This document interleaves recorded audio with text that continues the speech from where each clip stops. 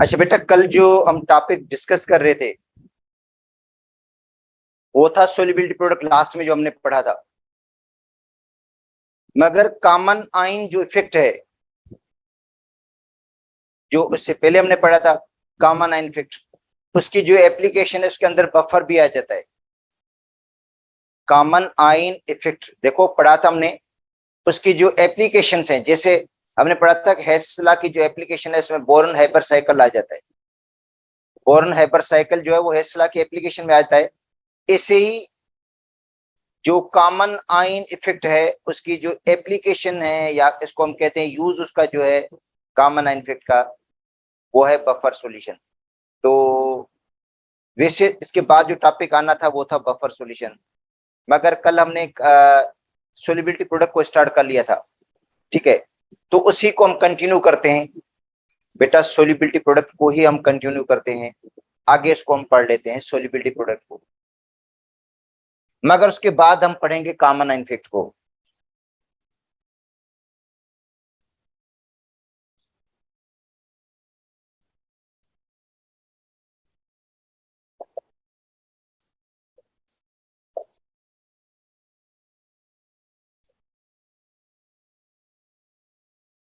बेटा solubility product, कल इसकी कुछ हमने एक डेरिवेशन कर ली थी, सोल्युबिलिटी प्रोडक्ट की एक डेरिवेशन की थी हमने। ठीक है, अब डेरिवेशन की जरूरत नहीं पड़ेगी हमें कि इसको किस तरह हम ड्राइव करते हैं सोल्युबिलिटी प्रोडक्ट को। तो बेटा सोल्युबिलिटी जो प्रोडक्ट है, it is product of molar concentration of the dissolved ions. देखो ये प्रोडक्ट है किसका, molar concentration of the dissolved ions at equilibrium. देखो प्रोडक्ट है किसका बेटा, molar concentration of the dissolved ions. अगर आप डिसॉल्व्ड आयन को मल्टीप्लाई कर देंगे, ठीक है, उनकी मोलर कंसंट्रेशन का जो प्रोडक्ट होगा उसको हम कहेंगे केएसपी। और केएसपी की वैल्यू टेम्परेचर के डायरेक्टली प्रोपोर्शनल है। अगर टेम्परेचर बढ़ेगा तो केएसपी की वैल्यू बढ़ जाएगी, अगर टेम्परेचर कम होगा तो केएसपी की वैल्यू कम हो जाएगी। अच्छा, कल हमने पढ़ी थी एक एग्जांपल PbCrO4 की। हालांकि बुक में डेरिवेशन जो है मैं बता देता हूं आपको, डेरिवेशन के अंदर जो इक्वेशन दी गई है वो थी PbCl2। चलो आज PbCl2 कर लेते हैं, डेरिवेशन नहीं उसकी। बेटा डेरिवेशन करने की जरूरत ही नहीं है, वैसे डेरिवेशन की जरूरत भी नहीं है, डायरेक्ट फार्मूला लगाना है। देखो PbCl2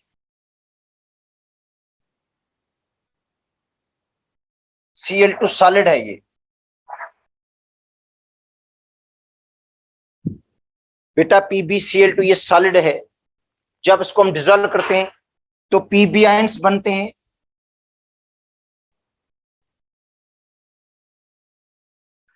और दूसरे बनते हैं क्लोराइड आयंस।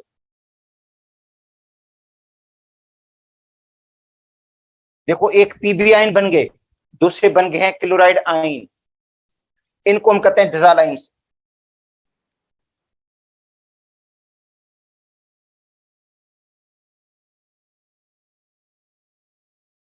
और इसको हम कहते हैं अनडिसॉल्व सॉल्ट।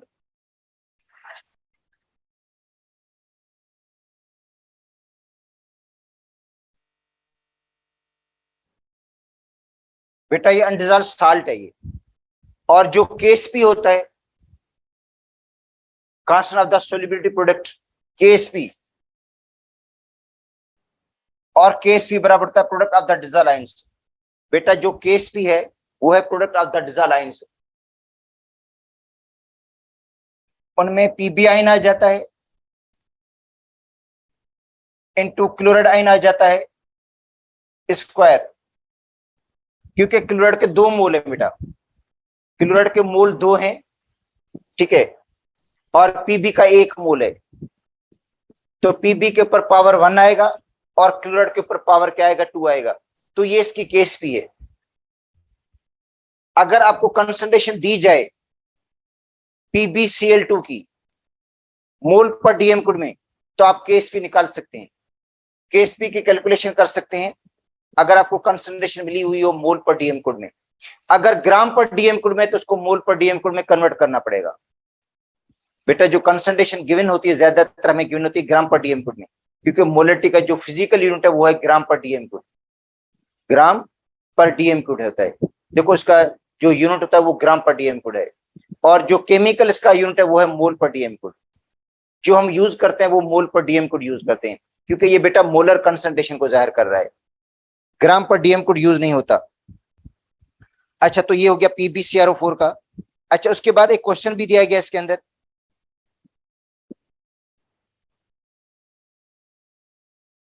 केस भी गिवन है आपको, ठीक है। अच्छा अब आते हैं कुछ इसके प्रॉब्लम्स की तरफ।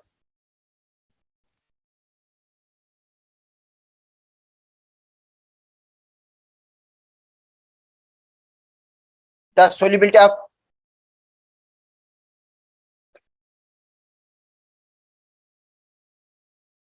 PbCl2, ये अब मैं अपनी तरफ से दे रहा हूं बेटा, ये बुक की वैल्यूज नहीं है, मैं अपनी तरफ से दे रहा हूं कुछ वैल्यूज, या कुछ इस तरह लिख देता हूं।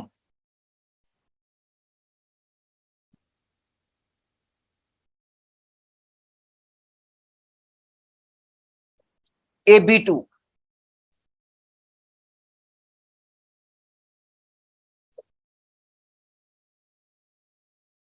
1.0 into 10 पावर -4 मोल पर डीएम गुड। बेटा एक कंपाउंड है जिसको हमने लिखा AB2, इसकी सोल्युबिलिटी है 1.0 into 10 पावर -4 मोल पर डीएम गुड। सोल्युबिलिटी आपको गिवन है मोल पर डीएम गुड में, और ज्यादातर गिवन होती है ग्राम पर डीएम गुड में, उसको कन्वर्ट करना पड़ता है मोल पर डीएम गुड में, मगर मैंने यहाँ पे आपको दे दिए मोल पर डीएम गुड में। फाइंड आउट KSP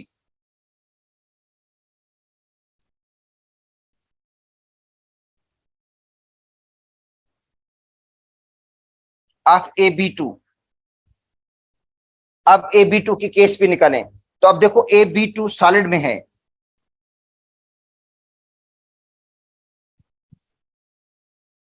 जब ये आयनाइज होगा तो एक बनाएगा ए आइन केटाइन, जिसकी वैलेंस ये +2। अच्छा दूसरा बनाता है A9 B नेगेटिव, इसके 2 मोल होंगे, तभी तो इसका फार्मूला AB2 बन रहा है। देखो देखो इसका फार्मूला AB2 क्यों बना, इसको देख लें। अब A की वैलेंसी +2, B की वैलेंसी -1, तो क्रॉस मल्टीप्लीकेशन होती है इनकी वैलेंसीज की। बेटा इनकी वैलेंसीज की क्रॉस मल्टीप्लीकेशन, इसकी वैलेंसी इधर आएगी, इसकी इधर चली जाएगी, तो बन जाएगा AB2, बनेगा AB2 क्रॉस मल्टीप्लीकेशन से, प्लस और माइनस कैंसिल हो जाएंगे। अच्छा सपोज करते हैं इसकी कंसंट्रेशन है X, इसकी कंसंट्रेशन है 2X इक्विलिब्रियम पे, इसकी सोल्युबिलिटी X है, इसकी सोल्युबिलिटी है 2X, तो जो उसका KSP का फार्मूला लगाते हैं हम,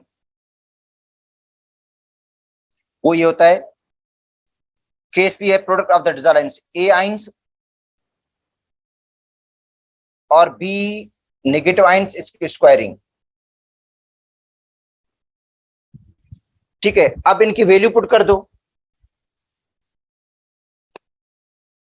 अब A की वैल्यू क्या है, A की कंसंट्रेशन X और B की क्या है 2X स्क्वायर, 2X इसके ऊपर क्या होगा स्क्वायर होगा, तो इसका मतलब है KSP बराबर हो जाएगा 4X क्यूब के। तो जिसके अंदर भी याद कर लो आयंस 3 होती हैं बेटा, उसकी KSP होगी 4X क्यूब के। बेटा जिसके अंदर भी आयंस 3 है, 3 आयंस हैं, एक केटाइन 2 एनाइन, या एक एनाइन 2 केटाइन, उसका फार्मूला होगा 4X क्यूब KSP, उसकी KSP 4X क्यूब के बराबर होगी। देखिए फार्मूले से प्रूव हो गया, इसकी कंसंट्रेशन X है, इसकी 2X है, इसका स्क्वायर किया तो 4X स्क्वायर हो गया, मल्टीप्लाई करेंगे X से तो 4X क्यूब हो जाएगा।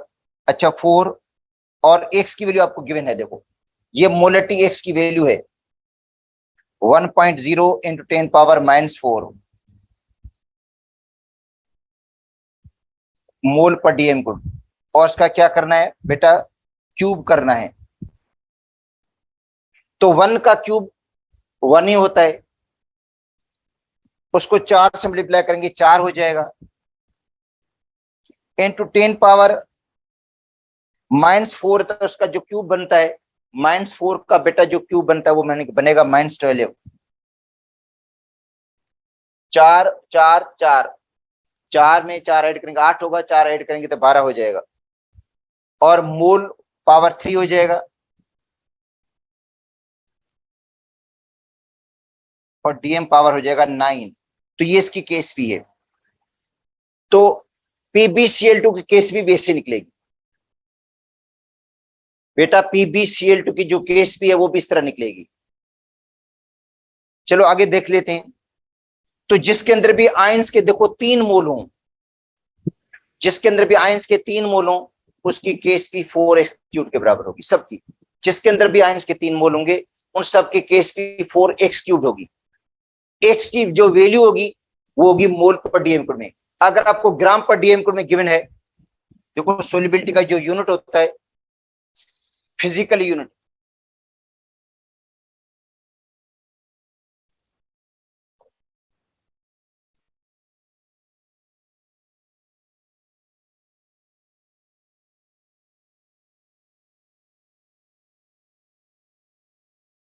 ग्राम पर डीएम कोड होता है बेटा, इसका फिजिकल यूनिट है ग्राम पर डीएम कोड, ठीक है। और पुराने मतलब इसकी डेफिनेशन इस तरह भी है कि सोल्यूट के कितने ग्राम डिजॉल्व हो रहे हैं, ठीक है, 100 ग्राम सॉल्यूशन के अंदर या 100 मिलीलीटर सॉल्यूशन के अंदर। मतलब पहले इस तरह इसकी डेफिनेशन है, फिर उसको कन्वर्ट किया जाता है ग्राम पर डीएम कोड में। बेटा डेफिनेशंस की ये है,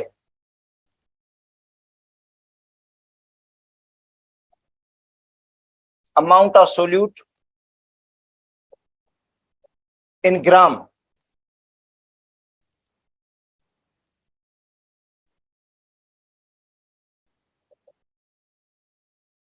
contain in 100 gram solution,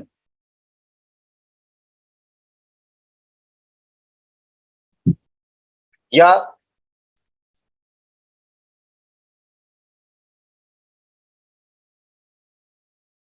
amount of solute in gram contain in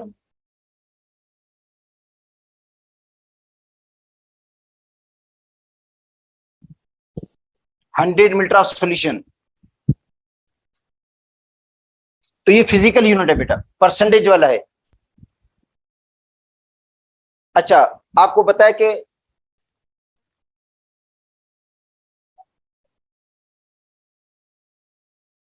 in water solution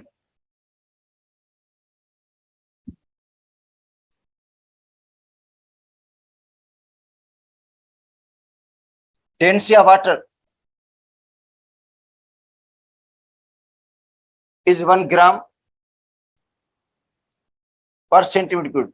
इसका मतलब है वाटर का 1 ग्राम 1 cm³ के बराबर है बेटा। वाटर का जो 1 ग्राम है,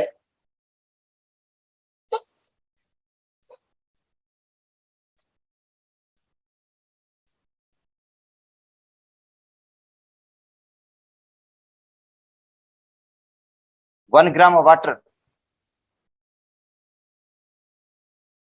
is equal 1 cm³ at 25 degree centigrade, 25 degree centigrade पे। तो 100 ग्राम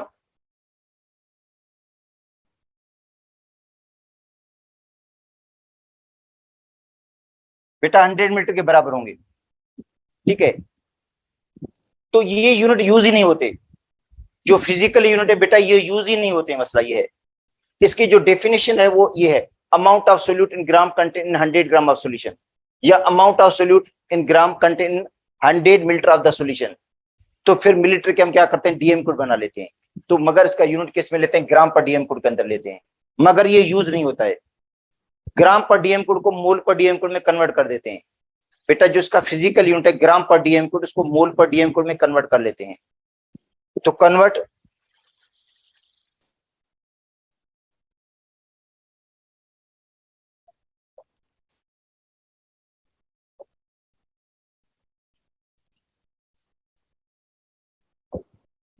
और ये केमिकल यूनिट है।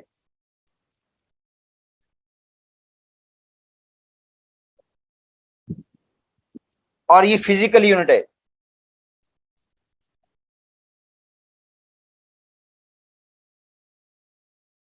तो बेटा ये फिजिकल यूनिट को कन्वर्ट करेंगे किसके अंदर, केमिकल यूनिट के अंदर। तो उसको हम कहते हैं मोलरिटी।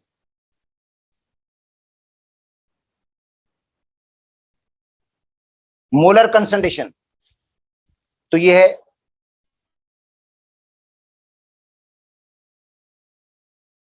सोल्युबिलिटी किसके अंदर, ग्राम पर डीएम क्यूब के अंदर, डिवाइड बाय मॉलिक्यूलर मास।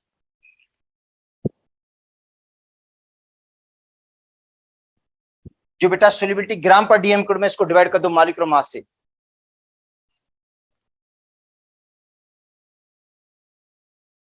मगर यहां पे आएगा मोलर मास।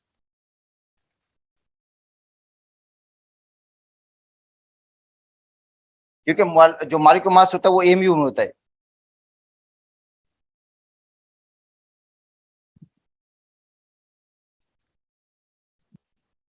और जिसका यूनिट है ग्राम पर मोल, तो ग्राम ग्राम में कट जाएगा और जवाब आएगा मोल पर डीएम क्यूब में। ज्यादातर प्रॉब्लम में आपको जो कंसंट्रेशन गिवन होगी वो मोल पर डीएम क्यूब में गिवन होगी। वो समझे एक्स की वैल्यू है, फिर आप 4 शूट कर देना। अगर नहीं गिवन है तो फिर आपको निकालनी पड़ेगी वैल्यू उसकी। बेटा अगर गिवन नहीं है तो आपको वैल्यू निकालनी पड़ेगी। अब एक क्वेश्चन और भी दिया गया इसके अंदर, देखो कहते हैं ए एक्स और बी वाई। अब देखो ये कंपाउंड है ए एक्स और बी वाई, सॉलिड कंपाउंड है, इसको हम डिजॉल्व करते हैं। तो अब ए एक्स मतलब ए के मोल क्या होंगे बेटा, ये जो ए के मोल्स हैं ये ए के मोल्स हैं एक्स,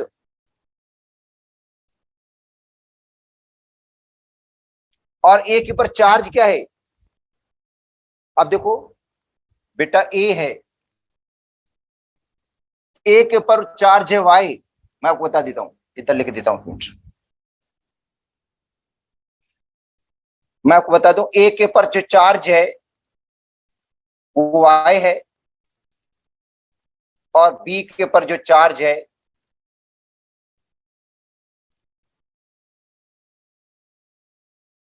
ए के ऊपर चार्ज है प्लस वाई, और बी के ऊपर चार्ज है माइनस एक्स। फिर क्या होगा, आपको पता है क्रॉस मल्टीप्लीकेशन होती है। वैलेंस इसकी बेटा क्रॉस मल्टीप्लीकेशन है। जैसे ये है Fe3, सल्फेट के ऊपर चार्ज है -2। तो जब इनका कंपाउंड बनाते हैं तो कैसे कंपाउंड बनता है, ये इसकी 2 वैलेंस यहां पे आ जाती है, फिर इधर चली जाती है और बन जाता है Fe2SO4 बन जाता है कंपाउंड। तो इसका भी कंपाउंड कैसे बनेगा, ए एक्स बी वाई बनेगा। ए एक्स बनेगा और बी क्या बनेगा, वाई बनेगा। तो इसका मतलब है इसकी जो चार्ज है वो ऊपर आएगी। तो अब ए की चार्ज कौन सी होगी, वाई होगी, वो ऊपर आएगी।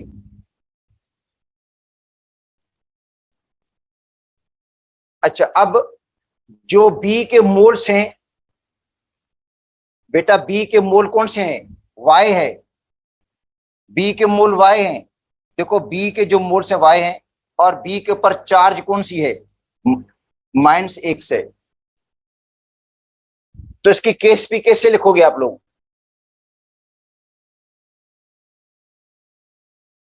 इसकी केस पी को किस तरह आपने लिखना है। अच्छा, केस पी लिखने के लिए क्या करेंगे, ए पावर वाई जिसके मोल्स x हैं इंटू बी पावर -x और उसके मोल है y। तो ऐसे हो सकता है, ऐसे क्वेश्चन देते हैं आप लोगों को, क्योंकि ये बुक में मौजूद है। बेटा बुक के अंदर ये मौजूद है ये, ठीक है। अच्छा अब इसकी एग्जांपल ले लो भले, Fe2SO4 की। अब देखो Fe2SO4 सॉलिड फॉर्म में है, जब ये आयोनाइज हो जाएगा तो Fe बनाएगा, Fe के 2 मोल बनेंगे, क्योंकि Fe की चार्ज वही है 3 है और मोल 2 हैं। ये मोल Fe के 2 मोल है और चार्ज इसके ऊपर 3 है। देखो Fe की चार्ज यहां पे पड़ी है, ये Fe की चार्ज है और मोल ये है इसके। और जो सल्फेट है इसकी चार्ज -2 है, सल्फेट की चार्ज ये है और मोल ये पड़े हैं सामने 3। इस तरह जब इसका केस भी लिखोगे आप लोग तो Fe3 ^ 2 सल्फेट SO4 -2 ^ 3। तो बेटा इस तरह के क्वेश्चंस आ सकते हैं। जस्ट केस भी लिखना है, जस्ट केस भी का एक्सप्रेशन लिखना है और कुछ नहीं लिखेंगे हम। इन जो डिसॉल्वेंस को मल्टीप्लाई करना है, डिसॉल्वेंस को हमने जस्ट मल्टीप्लाई करना है केस भी लिखने के लिए। अब एक क्वेश्चन है,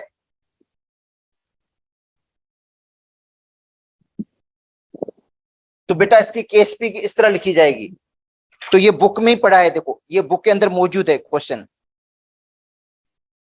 अच्छा अब एक और क्वेश्चन है,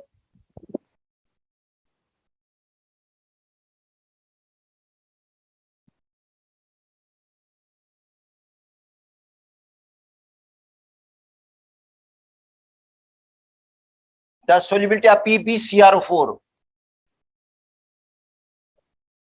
बेटा सोल्युबिलिटी किसकी? PbCrO4 की, ये बुक में मौजूद है।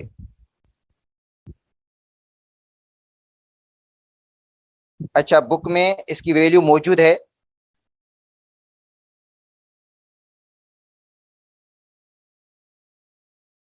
वन 1.6 × 10⁻⁸।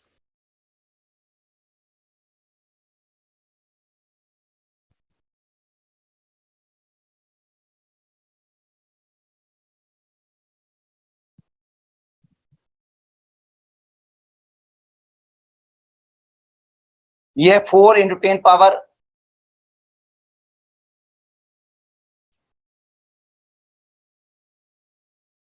जो बेटा इस बुक के अंदर वैल्यू गिवन है,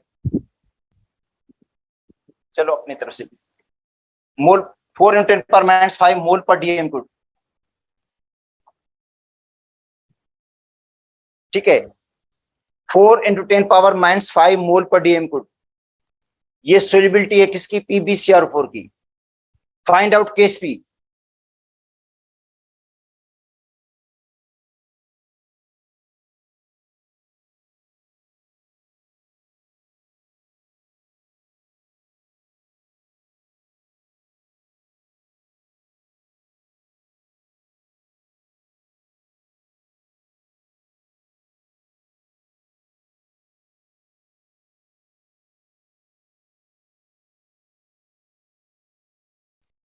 ठीक है। अच्छा Pb आयंस और क्रोमेटाइन बन गए, इसकी सोल्युबिलिटी X है, इसकी सोल्युबिलिटी भी X है। बेटा इसकी सोल्युबिलिटी क्या है? X, इसकी भी सोल्युबिलिटी है X,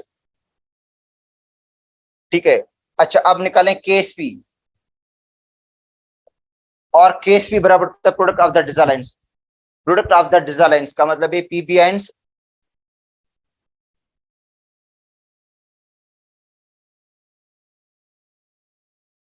इनटू क्रोमेटाइन। अच्छा तो Pb की कंसंट्रेशन X, क्रोमेट की भी X, तो ये हो जाएगा X²। तो इसका मतलब है जिसके अंदर आयंस के 2 मोल होंगे उसकी Ksp X² के बराबर होगी। बेटा जिसके अंदर आयंस के 2 मोल होंगे उनकी Ksp X² के बराबर होती है। Ksp जिसके अंदर आयंस, और जिसके अंदर आयंस के 3 मोल होते हैं उसकी Ksp बराबर होती है 4³ के। अब X की वैल्यू आपको मिली हुई है, ये मैंने ये भी वैल्यू अपनी तरफ से लिखी है 4 × 10⁻⁵।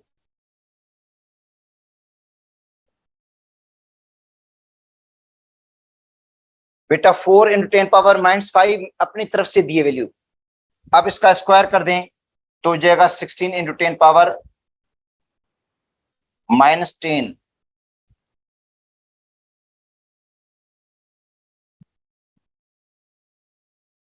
मूल स्क्वायर DM6। अच्छा, इसको हम डेसिमल को शिफ्ट कर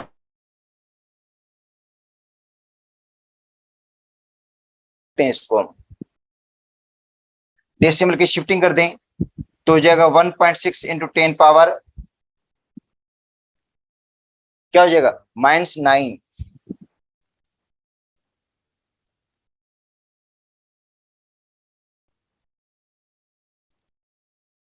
तो 1.6 × 10⁻⁻9 हो जाएगा मोल स्क्वायर DM⁻⁻6। तो इसका मतलब है इस तरह के जितने भी कंपाउंड्स जिनकी आप सोल्युबिलिटी अगर आप निकालना चाहते हैं, जिसके अंदर आयंस के 2 मोल हैं, उन सब की Ksp x² के बराबर हो जाएगी। अब इनमें बहुत ज्यादा ऐसे कंपाउंड्स हैं जिनमें AgCl भी आ जाता है।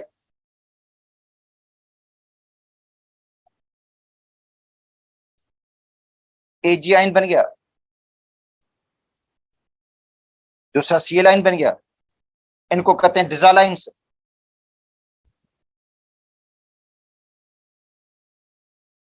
अगर Ksp निकालेंगे तो होगा product of the dissolve ions Ag ions into Cl ions.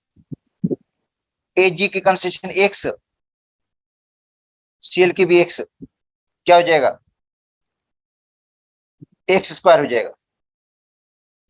हाँ, अगर आपको इसकी वैल्यू गिवन है बेटा, इसकी अगर आपको वैल्यू गिवन है सोल्युबिलिटी की मोल पर डीएम कुड में, तो आप निकाल सकते हो। अगर सोल्युबिलिटी गिवन है मोल पर डीएम कुड में, आपको जैसे इसकी गिवन थी, तो आप क्या करना, अगर ग्राम पर डीएम कुड में, तो आपको मोल पर डीएम कुड में कन्वर्ट करना पड़ेगा उसको, मतलब एक और एक्स्ट्रा स्टेप करना पड़ेगा। तो आयंस के जिसके अंदर भी बेटा, अच्छा अब देखते हैं कि कौन कौन से कंपाउंड्स जिसके अंदर आयंस के 2-2 मोल हैं।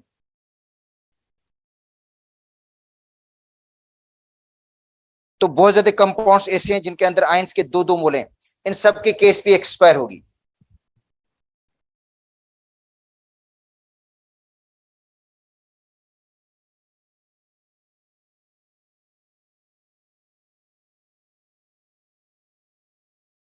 ठीक है,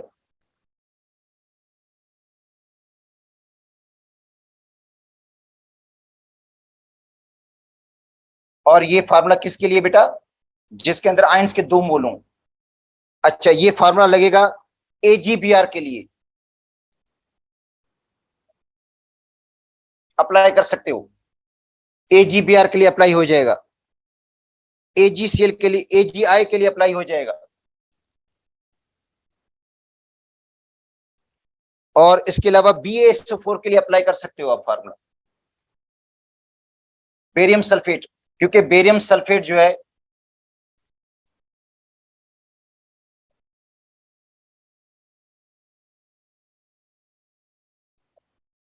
इसकी सोल्युबिलिटी x है, इसकी भी x है। जब इसके आप Ksp निकालेंगे तो बेरियम की कंसंट्रेशन मल्टीप्लाइड बाय सल्फेट की कंसंट्रेशन, इसकी भी सोल्युबिलिटी x है, इसकी भी x है, क्या हो जाएगा x²। और अगर आपको कंसंट्रेशन की मोल पर डीएम में गिवन है, तो आप क्या करेंगे x² करेंगे तो Ksp आपको मिल जाएगा। अच्छा, कैल्शियम कार्बोनेट,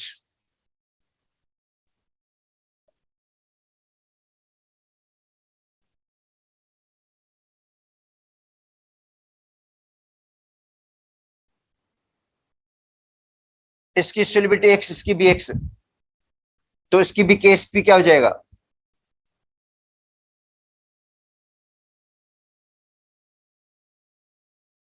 इसकी x है, इसकी भी x है, x², और x की, अच्छा x किस में होगा, x होगा बेटा मोल पर डीएम कोड में।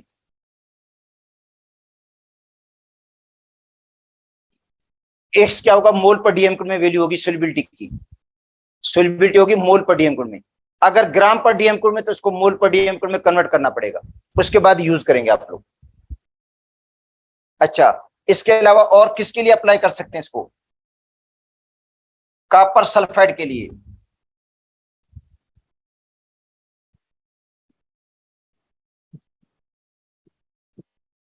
ठीक है। और किसके लिए अप्लाई हो सकता है ये? फेरस सल्फाइड के लिए,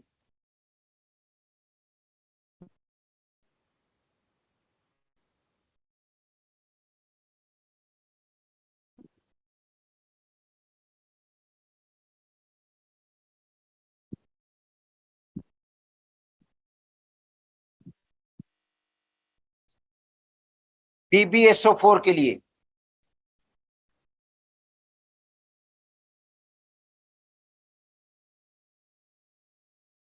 एक्स और एक्स, अगर एक्स की वैल्यू गिवन है तो इसका स्क्वायर करना पड़ेगा।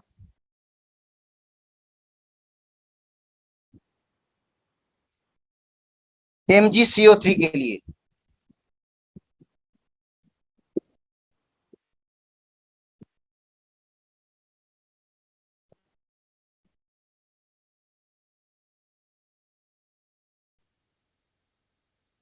जिसके अंदर आयंस के 2 मोल हैं बेटा, उन सब के लिए अप्लाई कर सकते हैं। और इसकी KSP किसके बराबर होगी?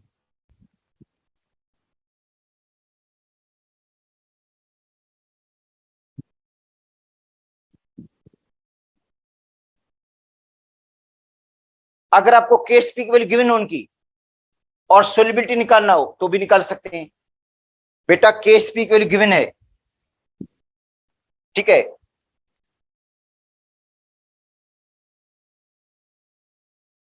तो KSP बराबर है एक्स स्क्वायर के। बेटा KSP बराबर किसके है? एक्स स्क्वायर के होगा। तो सोलिबिलिटी किसके बराबर होगी?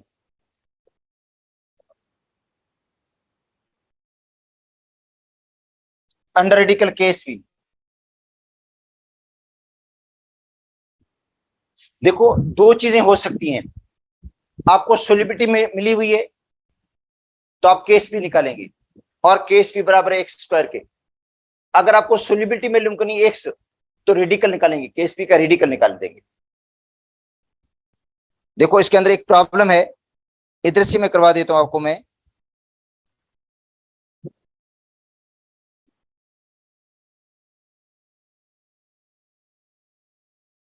अच्छा, KSP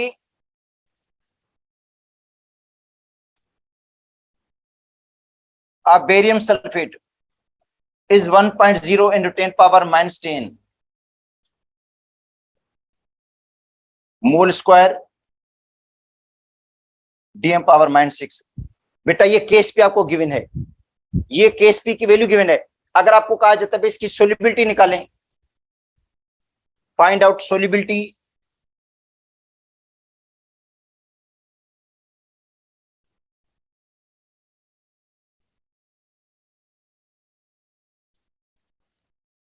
PSO4 इन मोल पर DM कोड।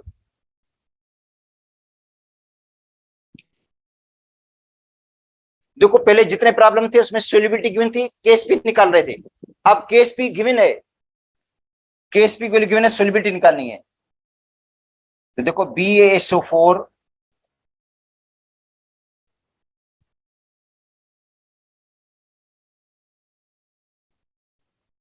आयोनाइज हो गया, इसकी सोलिबिलिटी एक्स, इसकी भी एक्स,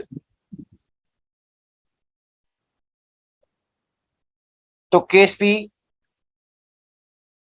बराबर है concentration of barium ions into sulphate ions.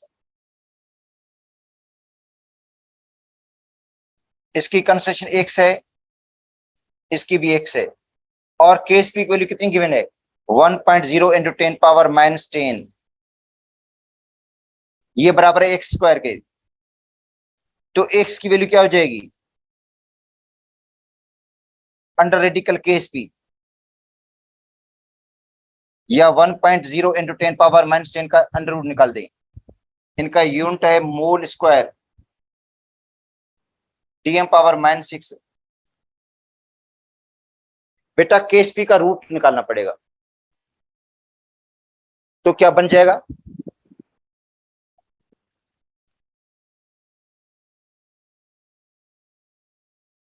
1 into 10 power 1.0 10 power -5 हो जाएगा मोल पर डीएम। तो ये जितने भी कंपाउंड्स जिनकी केएसपी x² थी उन सब की सोल्युबिलिटी क्या होगी, अनरेडिकल केएसपी होगा। केएसपी का रूट निकाल दें बेटा, केएसपी का आपने क्या करना है, रूट निकालना पड़ेगा आपको। तो ये जितने भी कंपाउंड्स हैं सबके केएसपी के लिए गिवन है। ये बेटा चार्ट बना हुआ है, सबकी केएसपी के लिए गिवन है। अगर सबकी सोल्युबिलिटी निकालना चाहते हैं और जिसके अंदर आयंस के 2 मोल हैं उनकी जो सोल्युबिलिटी होगी इस तरह होगी, अंडर केएसपी। अच्छा अब आते हैं application of the solubility product. अब जिसके अंदर आयंस के 3 मोल हैं बेटा, जिसके अंदर आयंस के 3 मोल हैं, देखो एक है Ag2CO3,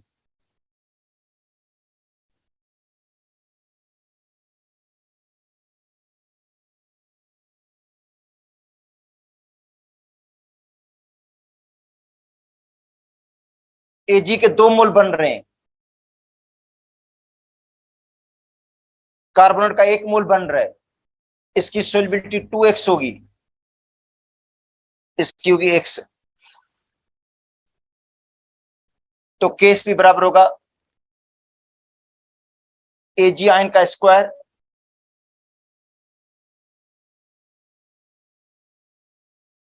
इंटू कार्बोनेट आयन। बेटा Ag आयन का स्क्वायर करेंगे, 2 मोल है Ag के और कार्बन का 1 मोल है। Ag की कंसेंट्रेशन है 2x, इसका स्क्वायर करेंगे, इसकी कंसेंट्रेशन 1 तो हो गया 4x³। क्या हो जाएगा, 4x³ हो जाएगा इसकी केस।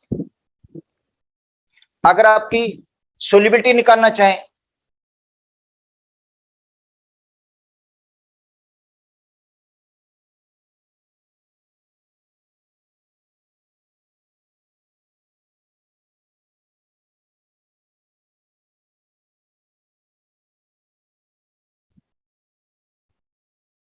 Ag2CO3 की सोल्युबिलिटी निकालना चाहें तो क्या होगा, तो बेटा केएसपी किसके बराबर है, 4x³ के बराबर है। अब इसकी सोल्युबिलिटी क्या होगी, x KSP upon 4 cube root.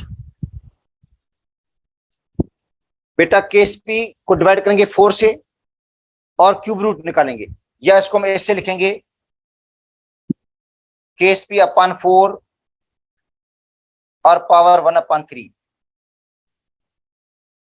Cube root का मतलब है पावर 1/3, स्क्वायर रूट का मतलब है पावर हाफ। तो ये केएसपी अपॉन 4 क्यूब रूट करेंगे।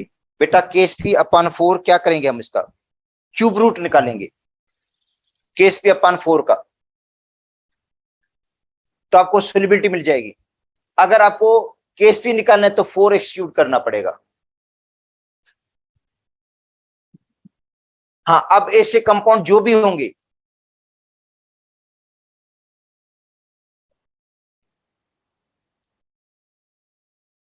मैग्नीशियम हाइड्रोक्साइड,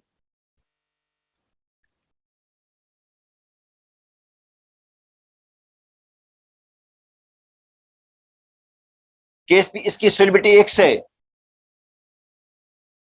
और OH की क्या 2x है।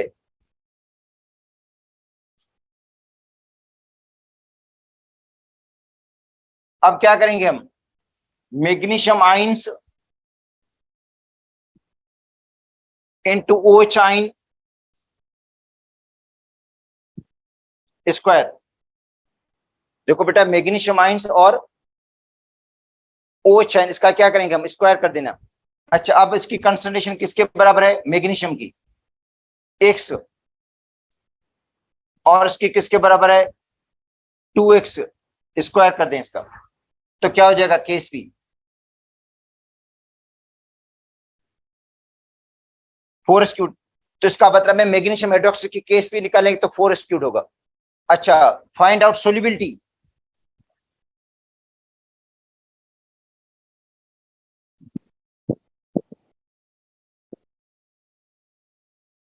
तो सोल्युबिलिटी होगा x is equal to KSP upon 4 cube root या Ksp अपॉन 4 पावर 1/3 इसकी Ksp होगी। तो जिसके अंदर भी आयंस के 3 मोल हैं सबकी Ksp ऐसे ही होगी। अब एक और भी कंपाउंड ले लेते हैं,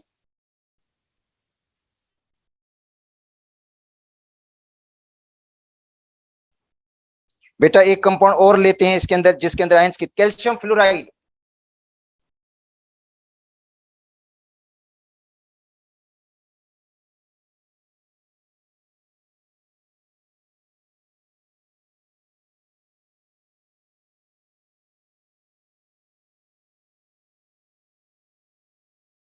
इसकी सोल्युबिलिटी x, इसकी है 2x। तो Ksp बराबर होगा कैल्शियम आयन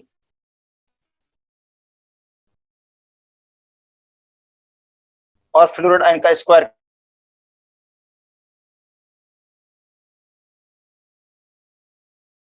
और फ्लोराइड की 2x स्क्वायर करेंगे हम, तो जगह 4x क्यूब।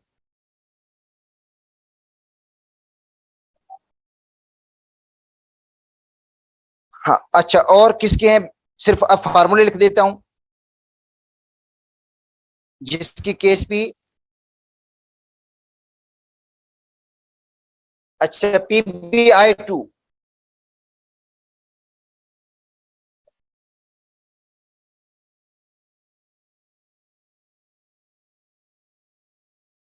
x है और 2x है, तो Ksp होगा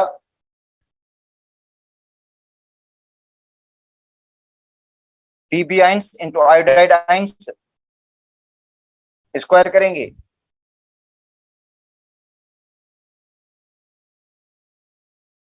x कंसंट्रेशन 2x का स्क्वायर करेंगे, तो होगा 4x क्यूब के। ठीक है, तो बेटा ये Ksp 4x क्यूब होगा। अगर आपको सोल्युबिलिटी निकालना है, चलो इसका एक प्रॉब्लम भी कर लेते हैं।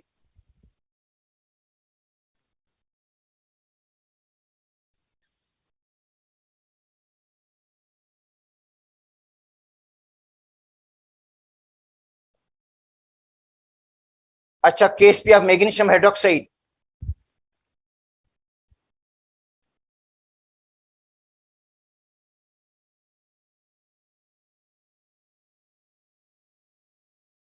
-3.2 इंटू 10 पावर -11 मोल 3 DM पावर 9। बेटा ये मैग्नीशियम हाइड्रोक्साइड की Ksp है, फाइंड आउट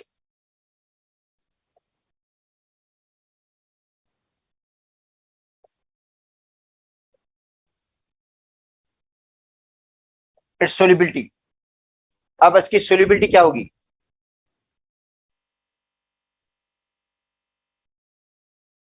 देखो मैग्नीशियम हाइड्रोक्साइड है ये, आयंस में आयोनाइज हो जाता है ये, इसकी सोल्युबिलिटी x है, इसकी 2x है। तो आपको मैं पहले बता चुका हूं, तो Ksp इसकी बराबर हो जाएगी magnesium ions into OH ion का स्क्वायर करेंगे हम, x है 2x स्क्वायर होगा इसका, तो Ksp बराबर हो जाएगा 4x क्यूब के। जबकि आपको Ksp तो निकालनी नहीं है, अगर Ksp निकालनी होती तो 4x क्यूब की कर लेते हम, x का क्यूब करके 4 से मल्टीप्लाई करते, मगर हमें तो x की वैल्यू निकालनी है, तो होगा Ksp अपॉन 4 क्यूब रूट निकालना पड़ेगा इसका। हाँ, अब इस वैल्यू को हम चेंज कर देते हैं, बेटा इस वैल्यू को चेंज कर देते हैं, पावर को चेंज कर देता हूं मैं, 32 कर देता हूं मैं इसको, 32 इंटू 10 पावर -12। बेटा 3.2 है ना, इंटू 10 पावर -11। ठीक है, डेसिमल को शिफ्ट कर देता हूं, तो पावर क्या हो जाएगा, पावर माइनस का हो जाएगा, 32 इंटू 10 पावर -12 हो गया वैल्यू, अपॉन 4 और क्यूब रूट। अच्छा, तो ये हो जाएगा 8 इंटू 10 पावर -12, क्योंकि 32 को डिवाइड करेंगे 4 से, जवाब होगा 8। 8 का क्यूब रूट 2 निकलता है बेटा, 8 का क्यूब रूट क्या निकलता है? 2 निकलता है। 8 का क्यूब रूट 2 निकलेगा, और 12 का क्यूब रूट क्या निकलेगा? 4 निकलेगा। 12 का क्यूब रूट क्या निकलेगा? 4 निकलेगा, मोल पर डीएम कुल। अच्छा, यूनिट भी इसका है मोल पावर 3 डीएम पावर 9।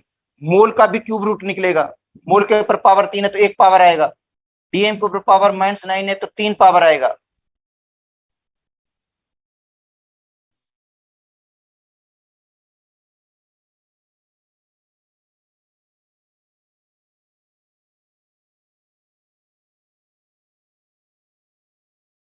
कर दें।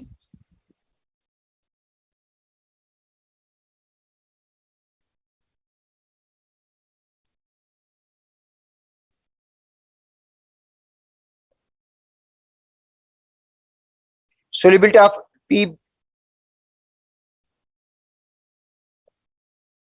ठीक है, PbF2 0.64 ग्राम पर डीएम कुल। अब इसको मोल पर डीएम कुल में कन्वर्ट करेंगे आप लोग। अच्छा, find out KSP।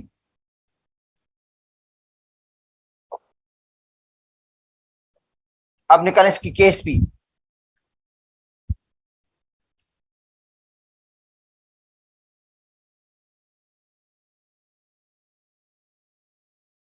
Molar mass of PbF2 245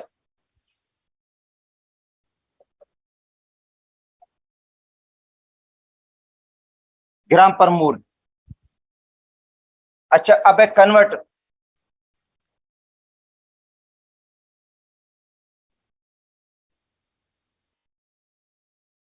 solubility to molality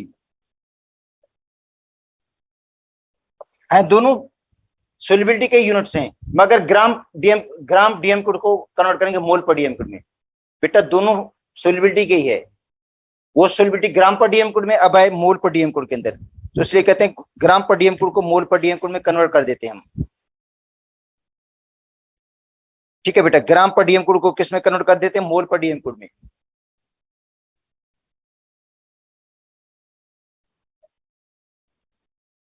molality निकालें। अच्छा, तो मोलिटी निकालने के लिए क्या करेंगे?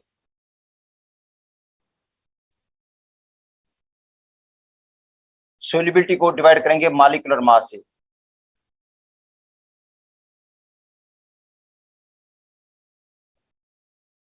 ठीक है बेटा, सोल्युबिलिटी को, तो अमाउंट कितना है बेटा? 0.64 ग्राम पर डीएम कुड, और मोलर मास कितना है? 245.2 ग्राम पर मोल।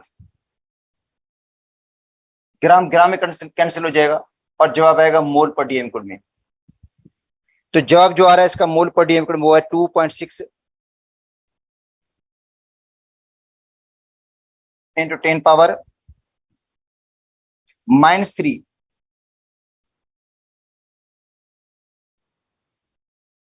मोल पर डीएम कुड। अब PbF2 जो सॉलिड है आयनाइज हो जाता है Pb आयंस में, और दूसरे बनते हैं फ्लोराइड आयन। इसकी कंसेंट्रेशन x होगी, इसकी होगी 2x। हाँ, अब बताओ x की वैल्यू कितनी है? इसकी कंसेंट्रेशन होगी 2.6 इंटू 10 पावर -3। इसकी कंसेंट्रेशन होगी 2 मल्टीप्लाइड बाय 2.6 इंटू 10 पावर -3। कभी कभी आपको कंसेंट्रेशन का पूछा जाएगा, कि भाई इसके अंदर पीबी की कंसंट्रेशन कितनी है और फ्लोराइड की कितनी है, तो इससे बता सकते हैं। ये पीबी की कंसंट्रेशन एक्स के बराबर है, ये एक्स की वैल्यू है,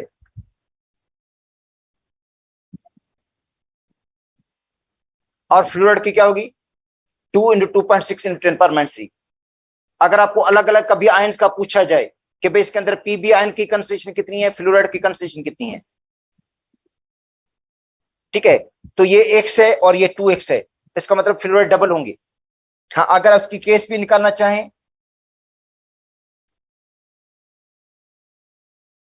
तो पीबी आयंस और ये क्या है फ्लोराइड आयन का स्क्वायर कर देना। अच्छा, पीबी की कंसंट्रेशन कितनी है 2.6 × 10⁻³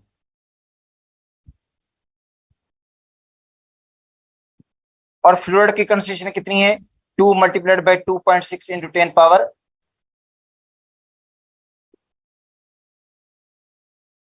10⁻³ का स्क्वायर करना, ठीक है, तो आंसर आएगा इसका 7.0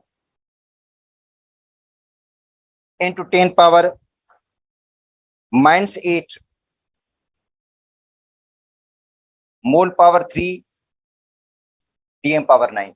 अगर आप डायरेक्ट करना चाहते हैं,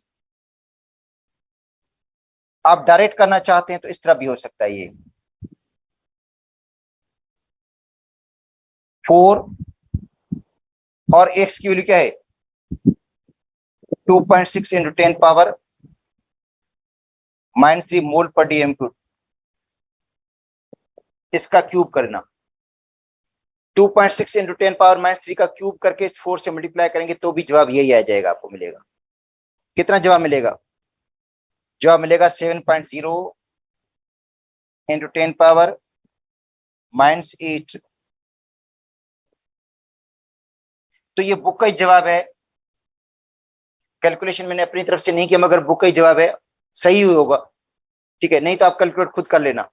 तो अब देखो यहां पे क्या किया मैंने, पीबी की कंसंट्रेशन अलग लगाई, फ्लोराइड की अलग लगा दी, पीबी को फ्लोराइड के साथ मल्टीप्लाई किया, आंसर फिर भी वही आ गया, ये एक्स है और ये क्या है 2x है, तो यही हो जाएगा ओवरऑल 4x क्यूब हो जाएगा।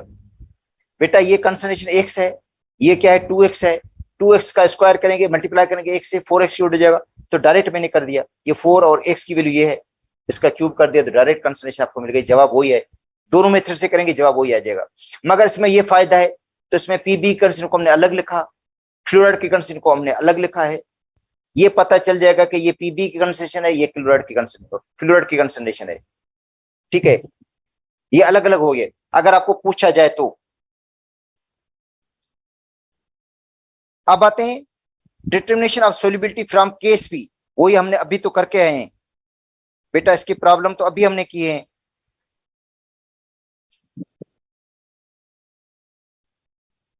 ये कह रहे हैं determination of solubility from Ksp,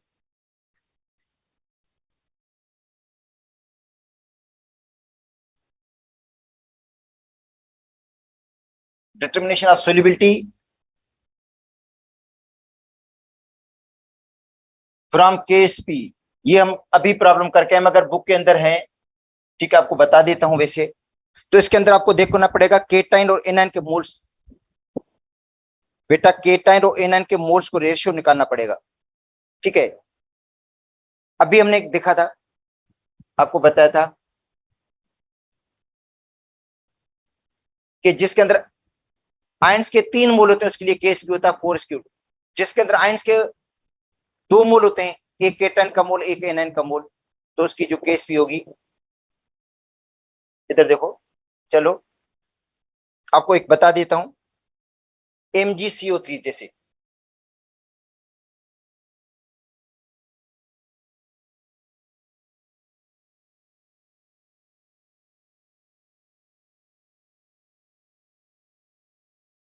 ठीक है,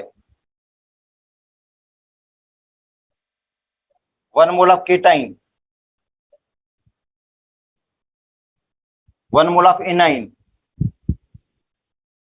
ठीक है, एक मोल केटाइन का एक मोल एनाइन का,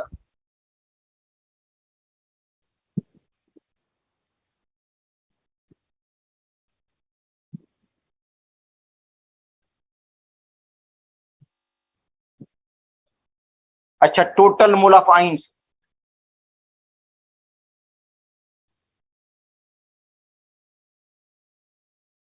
टू। केएसपी किसके बराबर होगा? एक्स स्क्वायर के। एक्स किसके बराबर होगा? Radical case.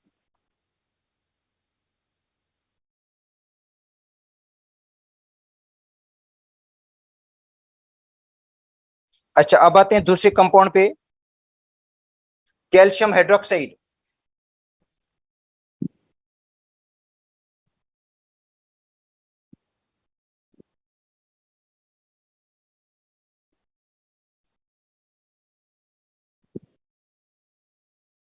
One mole cation,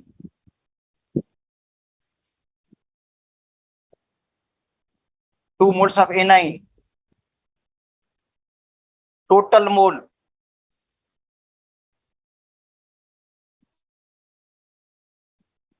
three हो गए। अच्छा, KSP four s cubed, solubility KSP upon four cube root.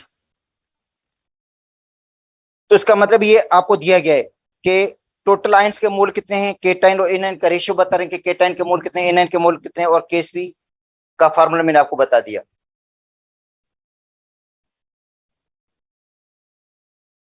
अच्छा, अब आते हैं एक प्रॉब्लम पे। कहते हैं कैल्शियम हाइड्रोक्साइड ये स्लाइटली सोल्युबल साल्ट है, और प्रोडक्ट, अच्छा solubility product is Ksp.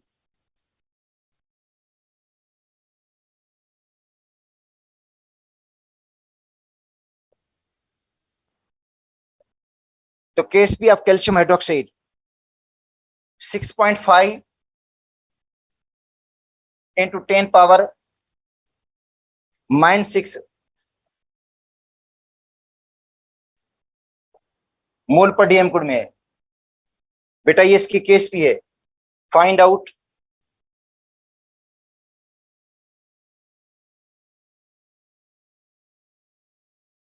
Solubility of calcium hydroxide. तो अभी मैं पढ़ा कर रहा हूं आपको कैल्शियम हाइड्रोक्साइड के बारे में, कि कैल्शियम का एक मोल बनेगा, हाइड्रोक्साइड के बनेंगे 2 मोल। एक्स इसकी होगी 2x। तो अगर डायरेक्ट कर दें तो केएसपी बराबर है 4 क्यूब के, जबकि एक्स की वैल्यू क्या हो जाएगी, केएसपी अपॉन 4 क्यूब रूट करना पड़ेगा। ठीक है, या 1/3 पावर लिख दो।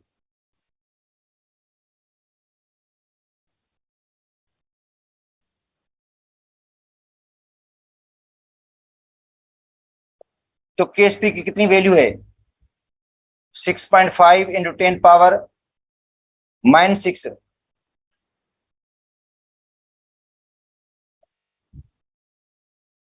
Upon 4 power 1/3।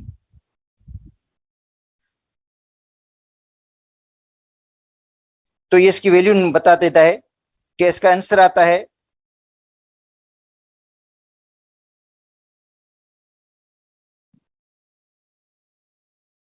ठीक है, इसका आंसर बेटा आएगा 6.5 को डिवाइड करेंगे 4 से तो 1.625, इसके ऊपर पावर 1/3 है, इंटू 10 पावर -6 है, इसके ऊपर पावर 1/3 है, और मूल इसके ऊपर पावर 1/3 है। ठीक है, अब इसके ऊपर पावर जो 1/3 होगा, इसका जवाब ये आएगा 1.175। ठीक है, इसका जो आंसर आएगा, और इसके ऊपर पावर 1/3 तो 10 पावर -2 आएगा इसका जवाब, और इसके ऊपर पावर 1/3 है तो मोल आएगा, और डीएम पावर -3 आएगा। बेटा इसके ऊपर पावर 1/3 है तो ये पावर 1 आएगा, और ये 9 है 9 को 3 से डिवाइड करेंगे तो जवाब 3 आ जाएगा। तो ये इसका जवाब है, मगर ये प्रॉब्लम कोई टेस्ट के हवाले से आने जैसे नहीं है। ठीक है। अच्छा, ये जवाब आया मोल पर डीएम कोड में। बेटा ये जवाब किस में आया? मोल पर डीएम कोड में आया है। ठीक है। अगर इसका जवाब आप ग्राम पर डीएम कोड में निकालना चाहते हैं, अच्छा, या आपको ये एक्स की वैल्यू है, ये किसकी वैल्यू आई है? एक्स की वैल्यू आई है।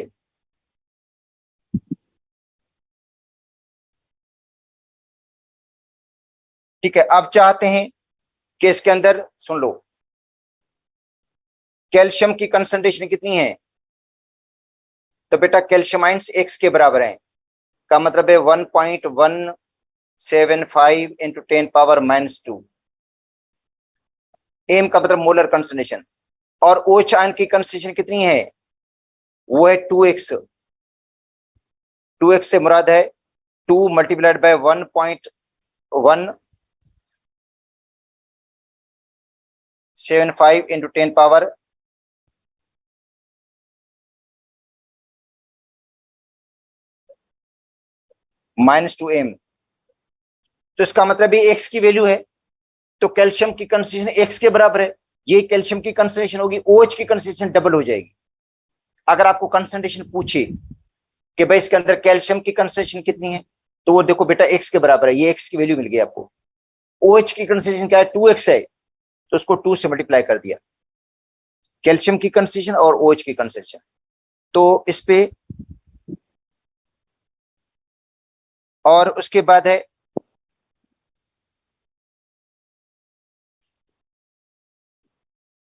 फिलहाल तो ये कंप्लीट हो गया है।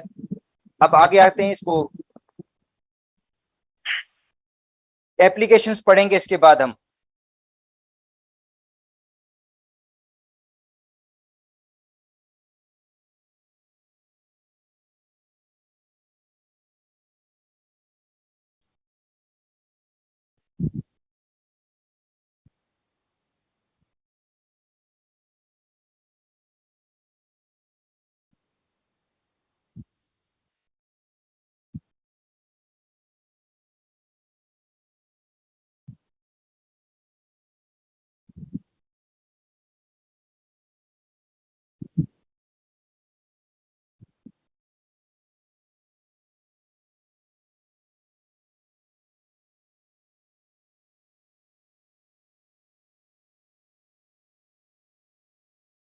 अच्छा, इसको पहले सेव कर लेते हैं।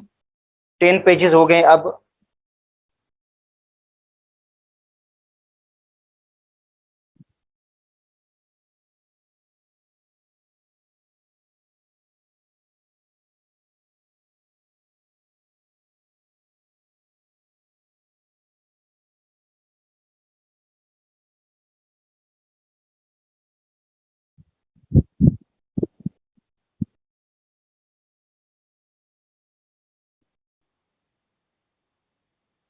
अच्छा, अब आते हैं एप्लीकेशंस।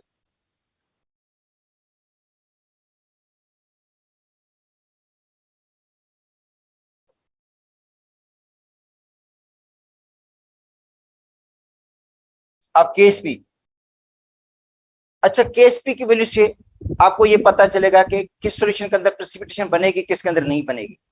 बेटा देखो, केएसपी की वैल्यू से आपको ये अंदाजा हो जाएगा कि किस सॉल्यूशन के अंदर प्रेसिपिटेशन बनेगी या नहीं बनेगी। प्रेसिपिटेशन का मतलब है सॉलिड सॉलिड पार्टिकल्स बनेंगे या नहीं बनेंगे। ठीक है।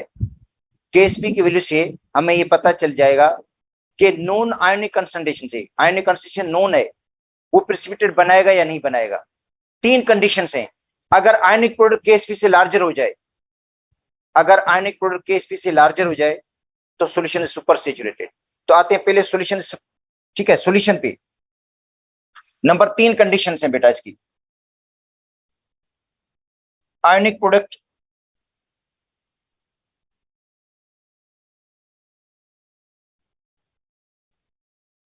Greater than Ksp. अगर आयन की जो कंसंट्रेशन है बेटा केएसपी से लार्जर है, केएसपी से क्या है? लार्जर है, the solution is super saturated.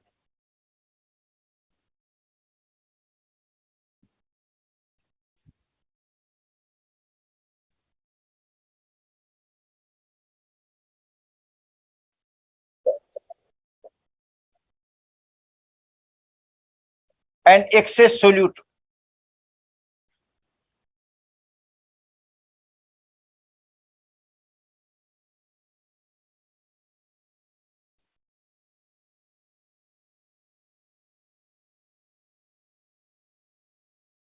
precipitate, precipitate का मतलब है सॉलिड,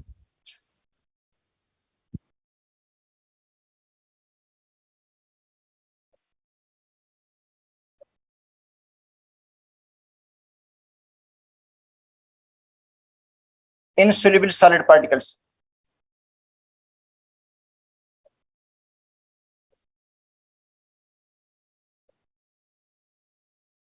बेटा इनसोल्युबल सॉलिड पार्टिकल्स को हम प्रेसिपिटेट बोलते हैं,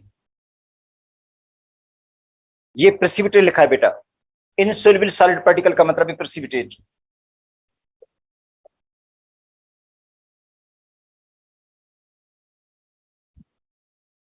तो आयनिक प्रोडक्ट केएसपी से लार्जर होगा तब बेटा, आयनिक प्रोडक्ट केएसपी से लार्जर हो, आयन की जो मतलब आयनिक प्रोडक्ट होगा अगर उसकी वैल्यू केएसपी से लार्जर हो गई है तो सॉल्यूशन सुपर सैचुरेटेड है और उसके अंदर प्रेसिपिटेशन बन जाता है।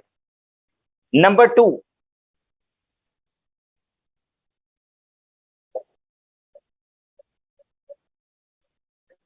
आयनिक प्रोडक्ट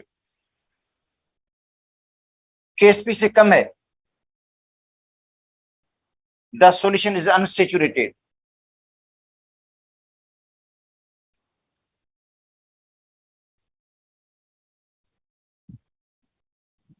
सॉल्यूशन क्या है? अनसैचुरेटेड है।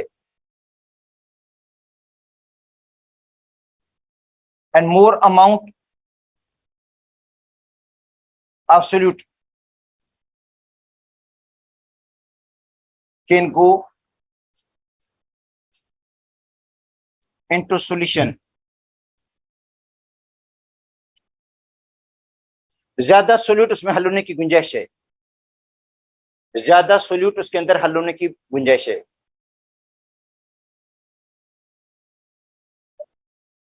And no precipitate, no PPT, कोई पीपीटी नहीं बनेगी, कोई इनसोल्युबल सॉलिड पार्टिकल्स नजर नहीं आएंगे आपको बेटा, प्रेसिपिटेट नहीं बनेगी इसके अंदर। किसके अंदर?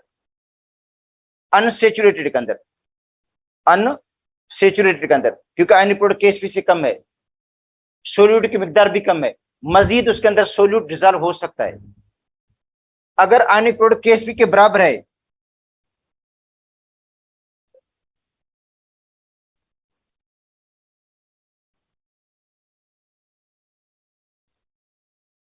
अब जो हम पढ़ कर आए थे पहले उसमें देखो आयनिक प्रोडक्ट केएसपी के बराबर वाली कंडीशन थी, तो आयनिक प्रोडक्ट जब केएसपी के बराबर है the solution saturated.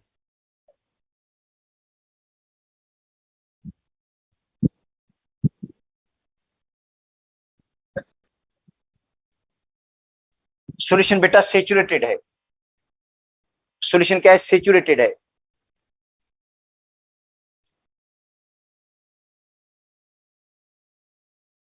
And equilibrium is established,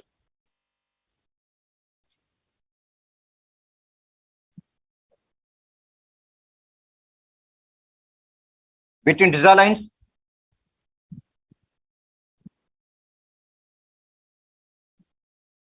and undissolved salt.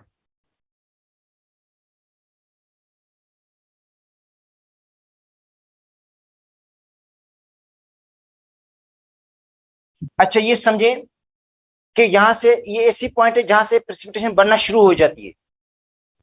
देखो बेटा ये क्या है? इक्विलिब्रियम कंडीशन है, ठीक है, मतलब यहां से ये पॉइंट है जिससे प्रेसिपिटेशन बनना शुरू हो जाती है। अगर थोड़ा भी आयनिक प्रोडक्ट केएसपी से बढ़ गया तो प्रेसिपिटेशन बन जाएगी, मतलब ये इक्विलिब्रियम पॉइंट है, ये बताती है कि बस आयनिक प्रोडक्ट केएसपी के बराबर होगा, सॉल्यूशन सैचुरेटेड है, और सैचुरेटेड सॉल्यूशन से अगर थोड़ा भी अमाउंट बढ़ गया सोल्यूट का तो वो हल नहीं होगा, वो डिसॉल्व नहीं होगा। मतलब सैचुरेटेड सॉल्यूशन उसको कहा जाता है जिसके अंदर सोल्यूट मैक्सिमम हो। बेटा सैचुरेटेड सॉल्यूशन वो होता है जिसके अंदर सोल्यूट का हो मैक्सिमम हो और ज्यादा हल होने की उसमें गुंजाइश ना हो, उसको कहते हैं सैचुरेटेड।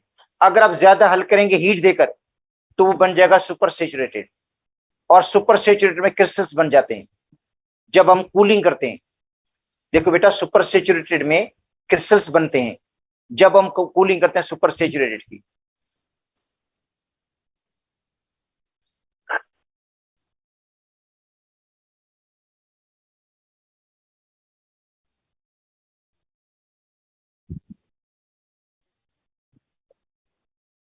Contents maximum solute.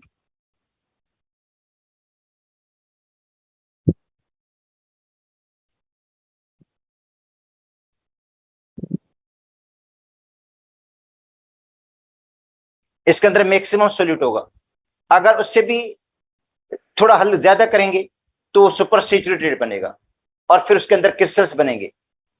तो अब क्या होगा, आपको आयन की कंसंट्रेशन मिलेगी, आयन की कंसंट्रेशन मिलेगी जिसके जरिए आप निकालेंगे आयनिक प्रोडक्ट, उसको कंपेयर करना केएसपी से।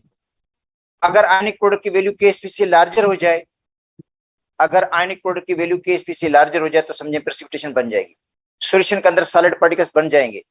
मगर कंसंट्रेशन नोन होगी, आपको जो आयंस हैं उनकी कंसंट्रेशन नोन होगी, उनको आपस में मल्टीप्लाई करना है। इसके अंदर कोई ऐसा प्रॉब्लम नहीं था।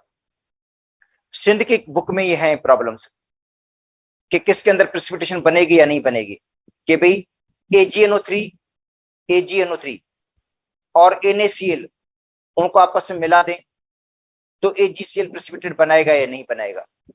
तो ये डिपेंड करता है आयनिक प्रोडक्ट पे, Ag आयन की कंसंट्रेशन पे, Cl आयन की कंसंट्रेशन पे। जहां से निकालेंगे हम आयनिक प्रोडक्ट, उसी आयनिक प्रोडक्ट को केएसपी से कंपेयर करेंगे। आयनिक प्रोडक्ट को केएसपी से कंपेयर करें, अगर आयनिक प्रोडक्ट केएसपी से लार्जर हो गया है तो प्रेसिपिटेशन बनेगी, अदरवाइज नहीं बनेगी प्रेसिपिटेशन। तो ये समझे बेटा, इसकी एप्लीकेशन है, ये समझे आ जाती हैं कॉमन आयन इफेक्ट के अंदर। किसमें आ जाती हैं बेटा, कॉमन आयन इफेक्ट के अंदर आ जाती हैं। ठीक है, कॉमन आयन का मतलब है आयनिक प्रोडक्ट जब भी ज्यादा हो जाएगा, आयनिक प्रोडक्ट केएसपी से बढ़ेगा तो प्रेसिपिटेशन बनेगा। जब भी आयनिक प्रोडक्ट एक्सीड हो जाएगा, आयनिक प्रोडक्ट एक्सीड, एक्सीड का मतलब है ज्यादा, देन केएसपी, प्रेसिपिटेशन बन जाएगा। और आयनिक प्रोडक्ट लेस है केएसपी से, प्रेसिपिटेशन नहीं बनेगा। और जो केएसपी की वैल्यू है वो समझे इक्विलिब्रियम कंडीशन है between dissolved ions and undissolved salt. देखो आयनिक प्रोडक्ट केएसपी के बराबर तो solution saturated and equilibrium is established between dissolved ions and undissolved salt.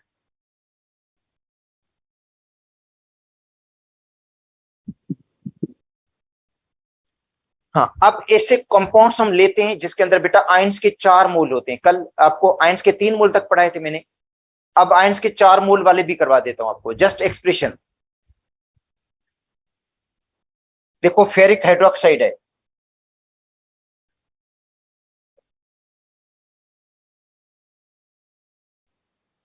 ठीक है, ये उसी टॉपिक से रिलेटेड जो अभी पहले हमने पढ़ा था। फेरिक हाइड्रोक्साइड सॉलिड में होता है, स्लाइटली डिसोसिएट होता है ये।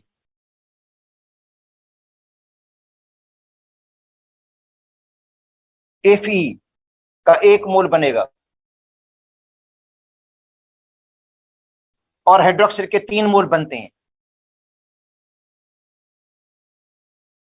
ये Fe की चार्ज है बेटा, ये Fe की चार्ज है और हाइड्रोक्साइड आयन की तादाद भी है। इसकी X 1 मोल ऑफ केटाइन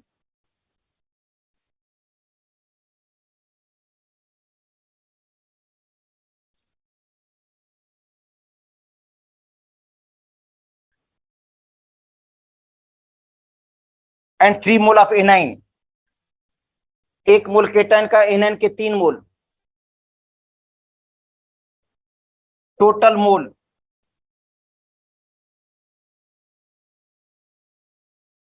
चार हो गए। टोटल आयन के बेटा मोल 4 हो गए। अगर इसकी आप केस भी लिखना चाहते हैं,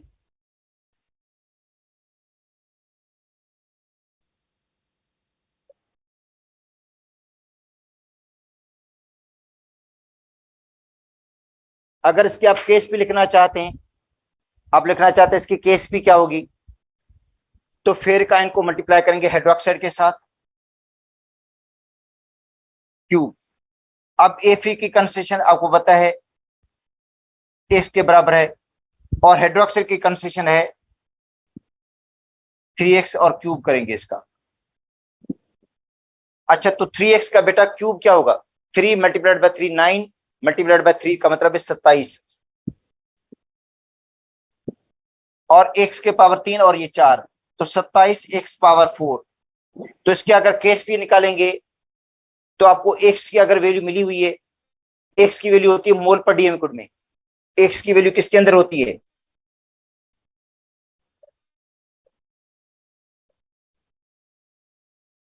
मोल पर डीएम लिक्विड के अंदर, उसका पावर 4 कर देना बेटा, पावर 4 करके मल्टीप्लाई करना 27 से, तो आपको केस भी मिल जाएगी।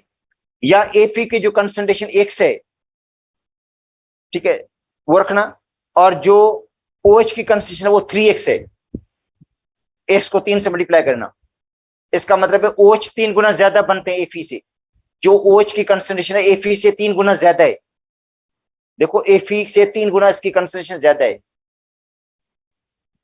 ठीक है। अच्छा, अगर आपको फाइंड आउट सोल्यूबिलिटी,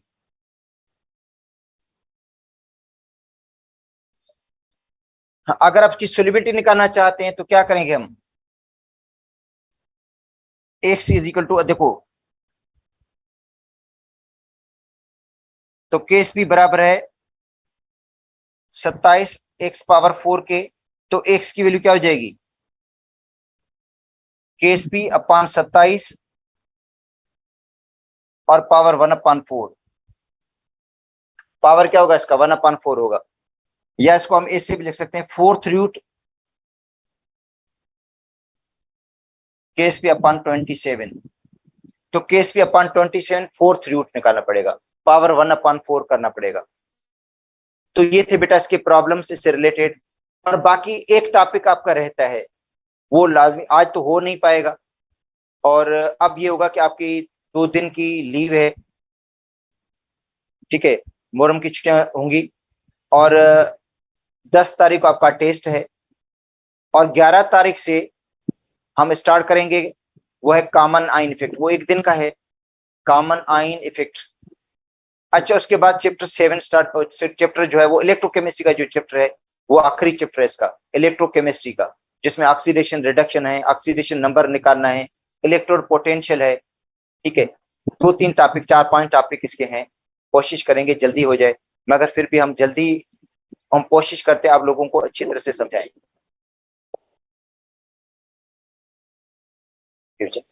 यस।